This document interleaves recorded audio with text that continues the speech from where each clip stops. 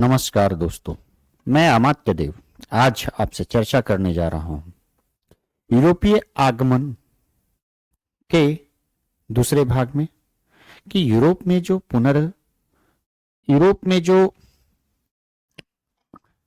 उपनिवेशवाद आया, यूरोप से जो उपनिवेशवाद साम्राज्यवाद फैला, उसके पीछे एक महत्वपूर्ण कारण था पुनर्जागरण।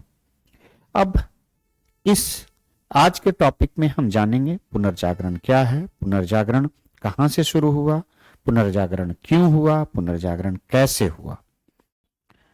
तो इन बिंदुओं पे आज चर्चा करेंगे और इसके अलावा पुनर्जागरण साम्राज्यवाद या उपनिवेशवाद या भारत में यूरोपियों के आगमन के लिए कहां तक जिम्मेदार था, क्यों जिम्मेदार था। तो सबसे पहले हम पुनर्जागरण को समझते हैं। पुनर्जागरण का मतलब हुआ, ये इतावली भाषा का एक शब्द है रेनेसा। रेनेसा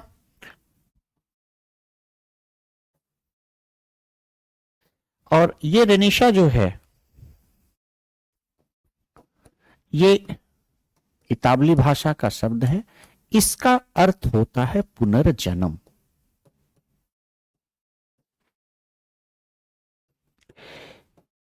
अब इसे समझना है कि ये पुनर्जन्म किन अर्थों में पुनर्जन्म था। यूरोप जो था वो मध्यकाल से आधुनिक काल में प्रवेश कर रहा था और इस प्रक्रिया में जब वो मध्यकाल से आधुनिक काल में प्रवेश कर रहा था तो एक ट्रांजिशन का फेज आया और उस ट्रांजिशन के फेज में कई बदलाव आए। इस बदलाव में अपनी खोई हुई सांस्कृतिक और बौद्धिक पहचान को इसने तलाशा, अपने इतिहास को इसने टटोला और टटोल कर उस इतिहास को टटोलने के पश्चात इसने अपने आधुनिक इतिहास को जागृत किया और यही जागरण रेनेसां कहलाया और यहीं से यह शब्द आया पुनर्जागरण।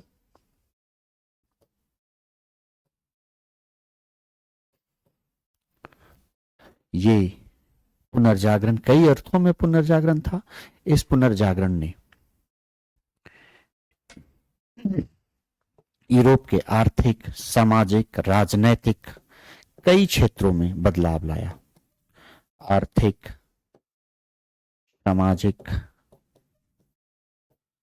राजनैतिक,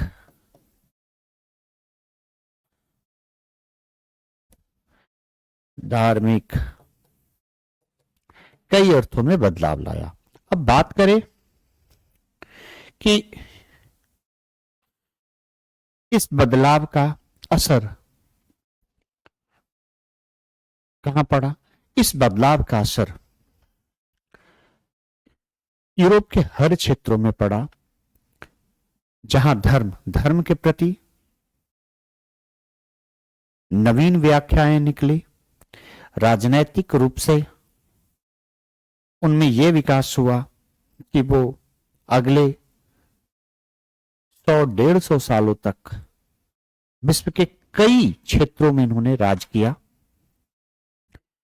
सामाजिक रूप से बदलाव आया कि समाज इनका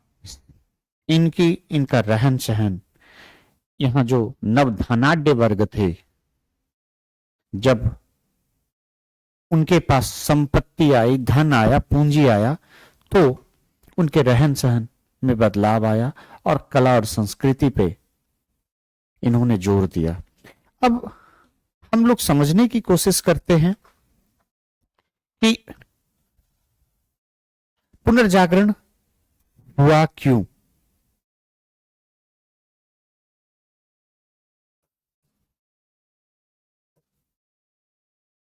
पुनर्जागरण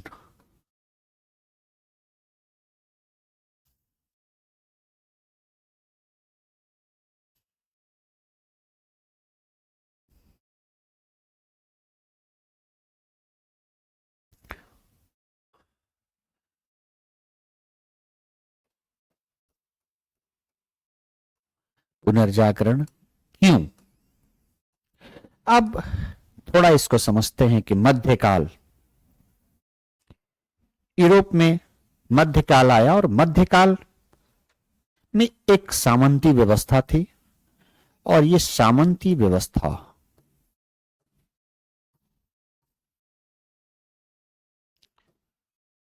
जकड़न से ये मुक्त हो रहा था। सामंती व्यवस्था से मुक्ति के पश्चात पूरे सामंतवाद के खिलाफ एक बौद्धिक प्रक्रिया, बौद्धिक क्रांति की बयार बनी।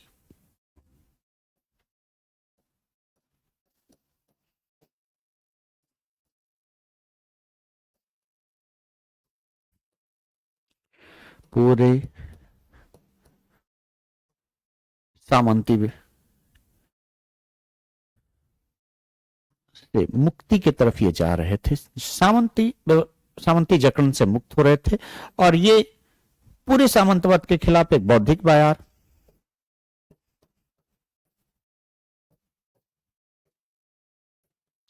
बौद्धिक बयार का मतलब हुआ है कि वैचारिक रूप से लोग समृद्ध हो रहे थे और समृद्धि के पश्चात ये जो बयार बही सामंतवाद के खिलाफ, उस बयार की परिणति, चूंकि उस व्यवस्था से लोग उब चुके थे और आगे हम लोग बताएंगे, आगे बात करेंगे कि अन्य और कारण क्या थे। और उस उबन के पश्चात जो था, क्योंकि इस सामंतवाद के मूल में क्या था? शोषण। और शोषण जो किसका था? आम जनों का शोषण। ये पूरी व्यवस्था शोषण पर, क्रमबद्ध शोषण पर आधारित था। नीचे का किसान जो दास होते थे या शर्फ्स होते थे, वो अंततः नाइट्स के पास अपना जो है अधिक कृषि अधिशेष देते थे। व्यापार जैसी चीजें थी नहीं उस समय सामंतवादी व्यवस्था में।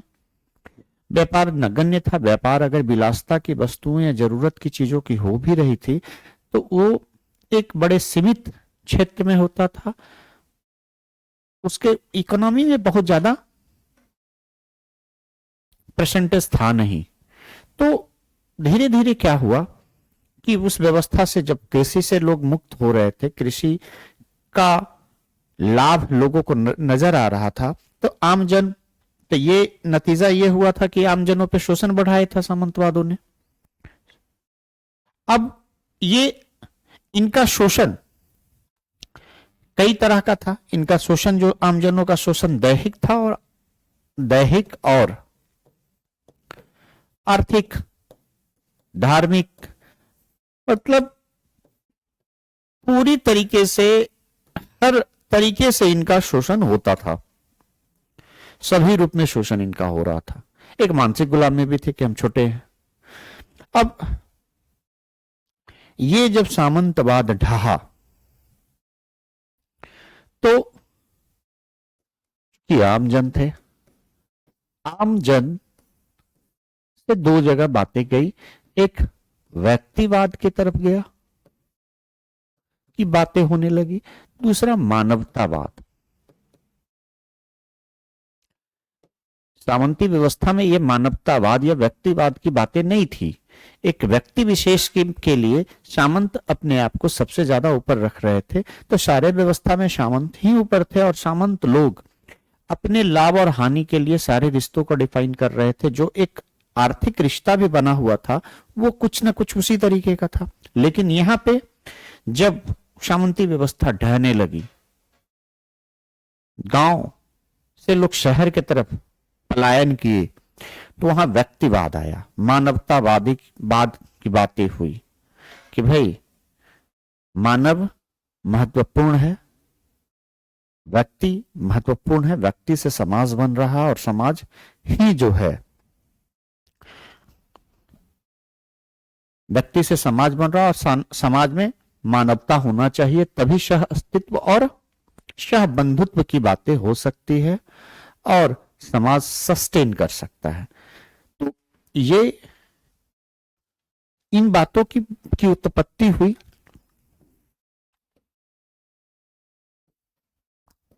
बौद्धिक रूप से। अब यही बौद्धिक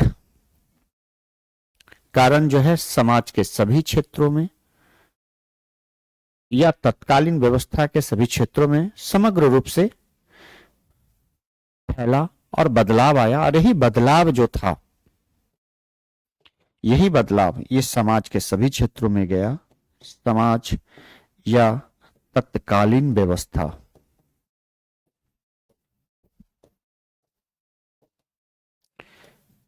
के सभी क्षेत्रों में बदलाव आया।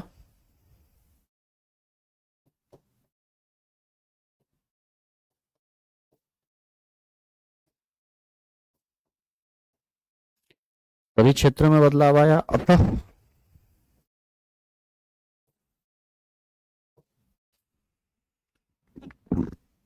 यह बदलाव जब पटल पर दिखने लगा,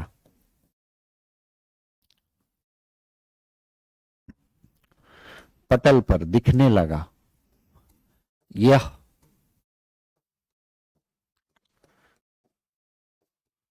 यही बदलाव रेनेसा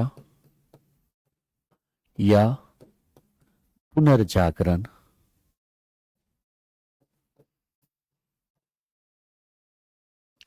कहलाया। अब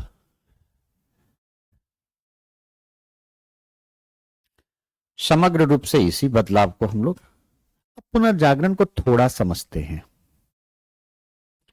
ये किस किस स्टेज में कैसे कैसे आया। पहला बदलाव, जब कोई भी व्यवस्था बदल रही होती है तो मैंने पहले भी बताया है कि वो खुद को रिबिल्ट करती है, यानी कि पुरानी व्यवस्था से अपनी नई व्यवस्था में डायरेक्ट नहीं आता है। पहले वो क्या करता है, खुद को सुधारने की कोशिश करता है और वो सुधार की भी प्रक्रिया चलती है, दूसरी तरफ नए विचारों को भी एक्सेप्ट करता है। तो ये दो प्रक्रिया चलती है और दोनों प्रक्रिया पुनर्जागरण में आया। तो ये एक पुनरुद्धार की प्रक्रिया थी। दूसरा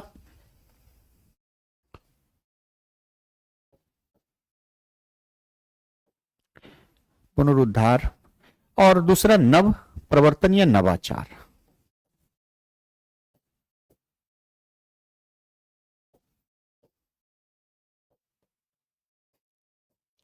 अब पुनरुद्धार यानी रिवाइव्ड,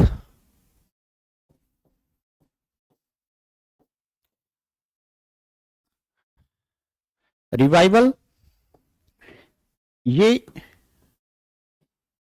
यानी कि वो पुनर्जागरण का प्रारंभिक अवस्था, ये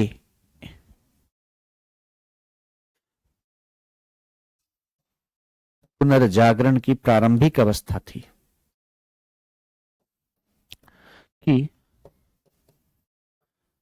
प्रारंभिक अवस्था। अब इस अवस्था में जो पौराणिक कॉन्सेप्ट थे, पौराणिक कॉन्सेप्ट की पुनर्व्याख्या की गई, उसको जीवित रखने का प्रयास किया गया।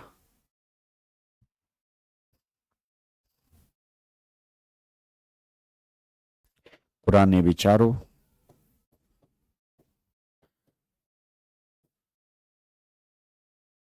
या मत को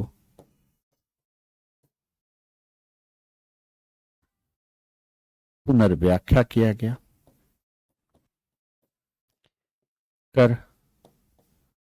पुनर्व्याख्या कर जीवित रखने का प्रयास किया गया।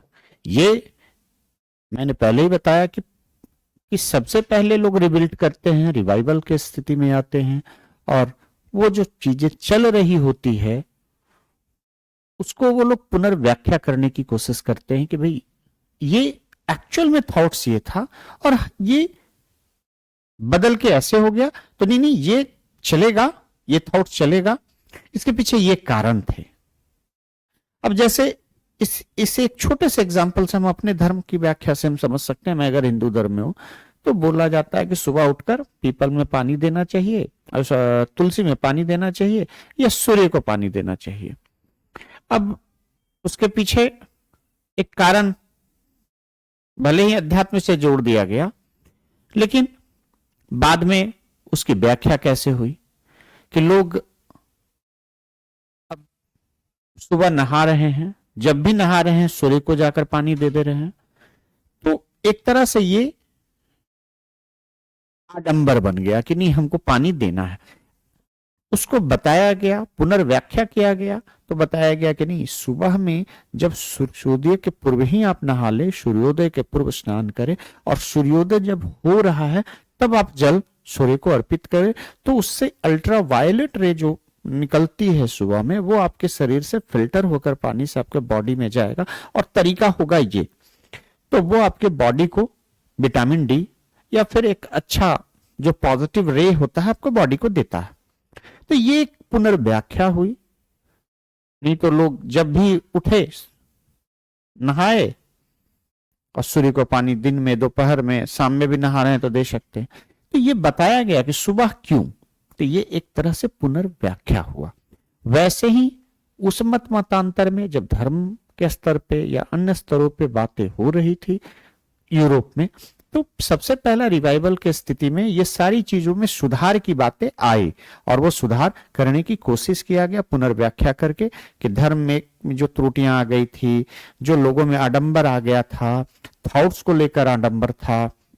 जैसे कि आप हम अपने अंग्रेजों के टाइम की बात करें, मध्यकाल का जो डाउनफॉल स्थिति में बात करें, तो हमारे यहाँ भी था कि समुद्र का यात्रा पे रोक, तो लोग बाहर में व्यापार करने, तो ये एक तरह से क्या था, रूढ़िवादिता थी, जिसके कारण लोग का डेवलपमेंट रुक रहा था।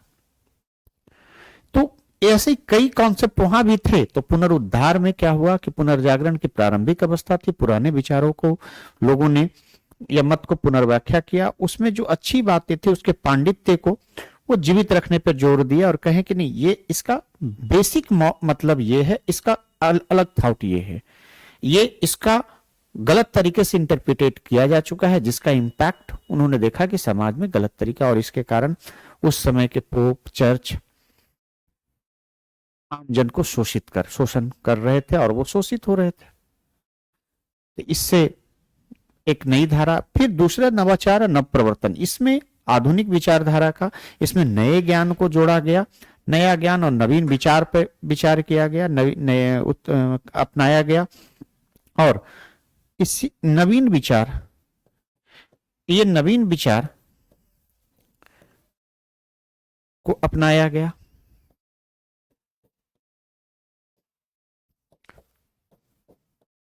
नवीन विचार को अपनाया गया, और ये नवीन विचार को फैलाने के लिए उन्होंने उस समय प्रेस, मुद्रालय वगैरह का स्थापना हो चुका था। इसके द्वारा दूर दूर तक एक समान रूप से किताबें छपी, और किताब छपा, और किताब लोगों के बीच गया, और उससे एक बौद्धिक व्याख्या नए विचारों को पुराने धर्म के साथ मिला। उनको जो उनके थॉट्स थे वो ज्यादा क्लियर हुए। तो ये नए नवाचार को यहाँ पे अपनाने की जरूरत पड़ी। अब इसे इस तरीके से हम समझ सकते हैं, उस समय अगर प्रेस का स्थापना हुआ, अभी आप सोशल मीडिया के दौर में हैं, अभी सोशल मीडिया के दौर में है, एक मैसेज अगर बॉम्बे में आता है तो शायद 1 से 2 दिन के अंदर वही जोक, वही वीडियो आपके बिहार के किसी सुदूर इलाके के मोबाइल पे दिखेगा। तो मैसेज जो था, एक मास मैसेज, एक छोटा सा मैसेज जो कहीं बॉम्बे में क्रिएट किया गया, एक जोक क्रिएट किया गया, वो धीरे धीरे करके बड़ा तेजी से वायरल हो जाता है लोगों के पास। तो उस समय वायरल होने का मेथड क्या था कि जो थॉट्स थे, जो विचार थे, वो मुद्रालय का स्थापना यानी प्रेस की स्थापना हो चुकी थी, और वहां किताबें छपने लगी थी, और किताब जब छप रहे थे तो किताब बौद्धिक वर्ग के पास समान रूप से पहुंचना शुरू कर गया। जो पढ़े लिखे वर्ग थे, जो पढ़ सकते थे, उनके पास पहुंचना शुरू हो गया था। तो पहुंचे, और उन्होंने उसको पढ़ा, और पढ़ने के बाद वो विचार धीरे धीरे मौखिक रूप से स्प्रेड हो रहे थे आम जन तक। तो ये इस तरीके से थॉट्स में डेवलपमेंट हो रहा था। अब आते हैं कि जब बातें हम साहित्य की करते हैं तो उस समय अगर हम बात करें तो दो तरह के साहित्य थे। मध्यकाल में विद्वानों का विचार जो था, मध्यकाल के में अगर आए वहां पे तो विद्वानों का जो विचार था, एक रोमन साहित्य था जो कि पहले से चला आ रहा था, वहां से इनकी थॉट्स विकसित हो रहे थे यूरोप में। दूसरा यूनानी साहित्य। अब हम लोग समझने की कोशिश करते हैं। रोमन साहित्य जो थे, जो रोमन साहित्य, ये शास्त्रीय साहित्य हुए। जैसे कि यहां हमारा शास्त्रीय संगीत है जो कि यहाँ का बेसिक कल्चर से जुड़ा हुआ है, और एक खास भाषा में या खास तरीके का होता है, उसका खास फॉर्मेट है, उस फॉर्मेट को लोग बदलते नहीं है शास्त्रीय संगीत के। तो वैसे ही रोमन साहित्य जो थे वो भी खास फॉर्मेट में होते थे, और ये जो पुराने ईसाई धर्म था ये यहां ट्रांसलेट करके इस किताबों को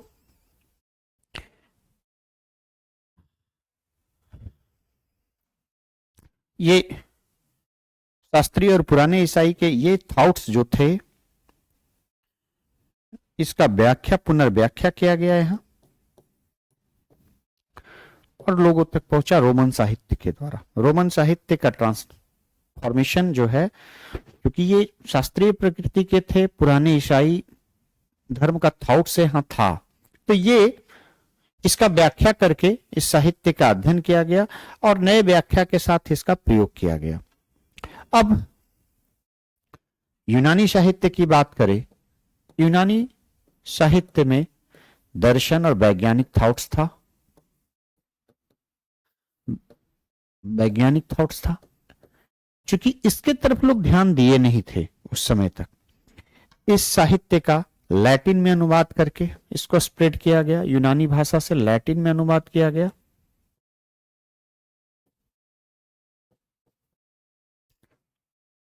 अनुवाद किया गया और लैटिन में जब अनुवाद किया गया तो वहां के आमजन तक ये पहुंचने लगा, वहां के बौद्धिक वर्ग तक ये साहित्य पहुंचने लगा और पाश्चात्य विद्वानों को उपलब्ध कराया गया। और ये दोनों के द्वारा, दोनों साहित्य के द्वारा एक तर्कपूर्ण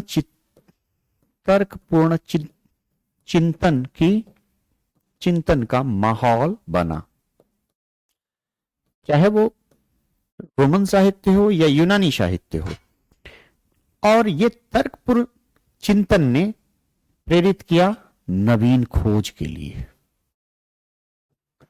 ये खोज हर क्षेत्र में हुआ, चाहे वो नए आविष्कार हुए, नए थॉट्स हुए। आप पढ़ते होंगे या पढ़े होंगे कि जब गैलीलियो ने, वहां रूढ़िवादिता कितनी बड़ी थी कि गैलीलियो ने अगर उस समय कह दिया कि पृथ्वी सूर्य के चारों ओर चक्कर लगाता है तो चर्च द्वारा उसे अपराधी घोषित कर दिया गया था और उसे मृत्यु दंड का सजा सुना दिया गया था। तब उसने माफी मांगी, अपने थॉट से वो हटा, तब जाके तो ये समझिए कि वो बदलाव कितना बड़ा बदलाव था वो, कि वो जहां चर्च इतना या आडंबर, इतना अवैज्ञानिक सोच के लोग थे कि एक वैज्ञानिक, एक थॉट्स, एक तार्किक व्यक्ति, एक फिलोसफर, एक वैज्ञानिक अगर बोल रहा है अपने आंकड़ों के आधार पर कि नहीं ये जो तुम बोलते हो कि पृथ्वी सेंटर में है वो गलत है और सूर्य के इर्द गिर्द चारों तरफ चक्कर लगा रहा है, तो ये तो अपने आप में कितनी बड़ी बात है। समझिए कि उसे मृत्यु दंड चर्च के द्वारा दे दिया गया था। खैर, तो ये दोनों के मिश्रण से नवीन खोज की तरफ प्रेरित हुआ और ये नया समाज जो बना, ये नया समाज समाज जो था, ये नवीन समाज एक बौद्धिक समाज था, बनते गया। खतरा मोल लेने लगा। मतलब खतरा मोल लेने का मतलब चैलेंजेस, अगर आप आविष्कार करते हैं तो क्या होता है, आप जो जमे जमाए परंपरा है उसको तोड़ते हैं, आप रूढ़ियों को तोड़ते हैं और रिस्क उठाते हैं। उसे रिस्क उठाने की परिणति थी कि वो धार्मिक आडंबर और आग्रहों से मुक्त हुए और मुक्त होकर नया खोज किया। और नया खोज में खोज था कि हम समुद्र में नए रास्तों को भी खोजेंगे। हमारे पास व्यापार, अब चूंकि उनका व्यापार बढ़ा, आर्थिक रूप से प्रगति की, तो वो दूसरे जगहों पे जाने का प्रयास किया, चैलेंज उठाए। अब आते हैं कि पुनर्जागरण की शुरुआत कहां हुई।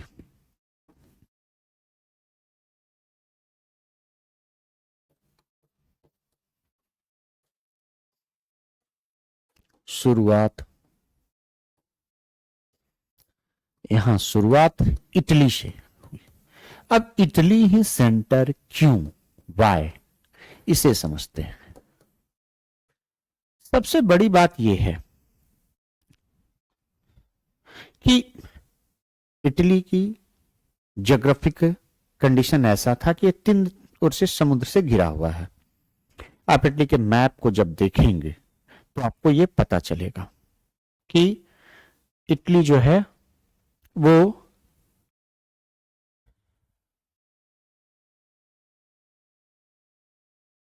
समुद्र से घिरा हुआ है। मैं दिखाने की कोशिश कर रहा हूं।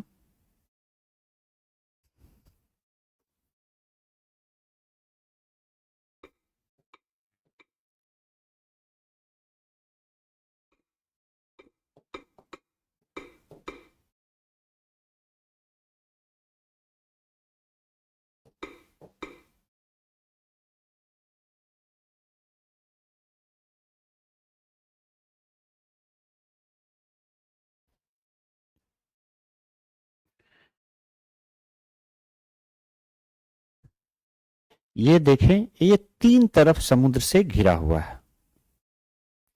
अब ये व्यापार में, ये 3 तरफ से समुद्र से जब घिरा हुआ है, अब ये व्यापार, ये छोटे छोटे गणराज्यों में, छोटे छोटे राज्यों में बटा हुआ था। सिसिली है, मतलब यहां पे ये राज्य था, और ये एक तरफ सिर्फ लैंड से है।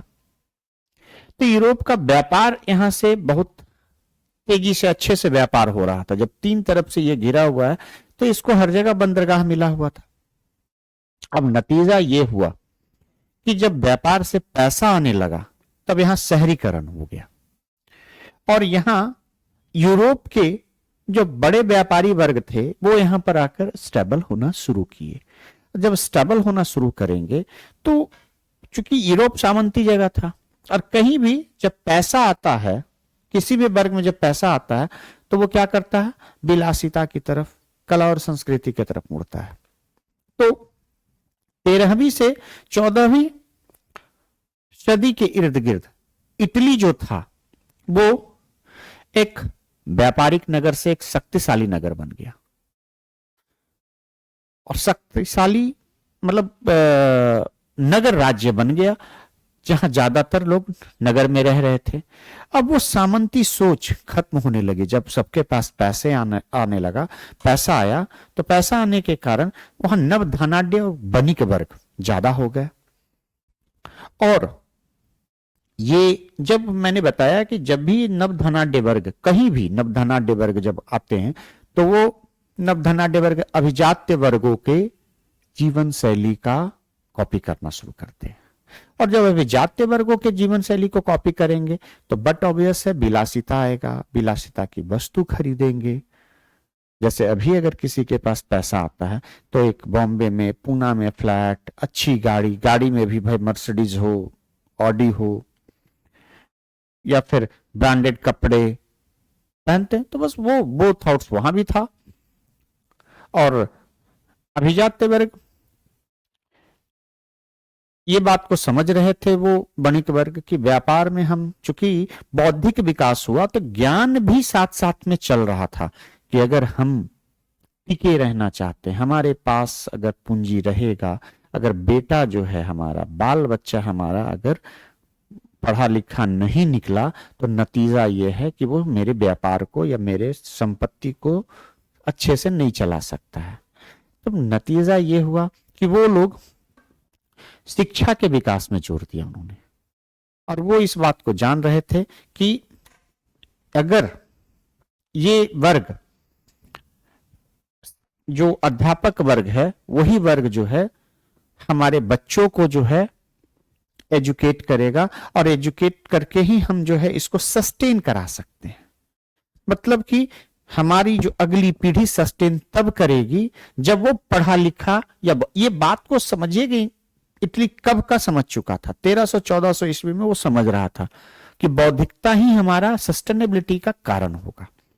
इसके कारण उसने एजुकेशन पे इन्वेस्ट किया। एजुकेशन पे जब इन्वेस्ट किया तो एजुकेशन पे इन्वेस्टमेंट के कारण यह वर्ग अच्छे अध्यापक ढूंढने लगा, और इसके कारण वहां शिक्षा का विकास हुआ और कई अध्यापक, योग्य अध्यापक वहां पैदा हुए। और चूंकि डिमांड, मांग और पूर्ति का सिद्धांत, तो मांग और पूर्ति का सिद्धांत के कारण वहां जो है अध्यापक जो थे, इंटेलेक्चुअल क्लास था, उसको संरक्षण मिलना शुरू हुआ। अब वही इंटेलेक्चुअल क्लास में कई ऐसे इंटेलेक्चुअल आए, दाते आए, फ्रांसिस्को पेट्राक आए, ये सब जिन्होंने मानवतावाद, बंधुत्व की बात की, और ये इटली के बौद्धिक विकास में सहयोगी हुए। और इसी कारण इटली से जो है में ये पुनर्जागरण हुआ।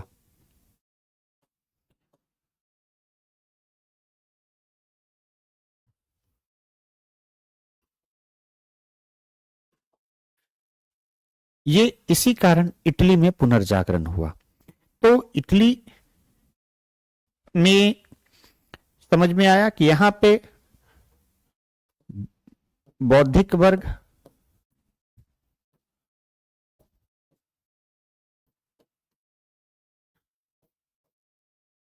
पैदा हुए, और ये बौद्धिक वर्ग में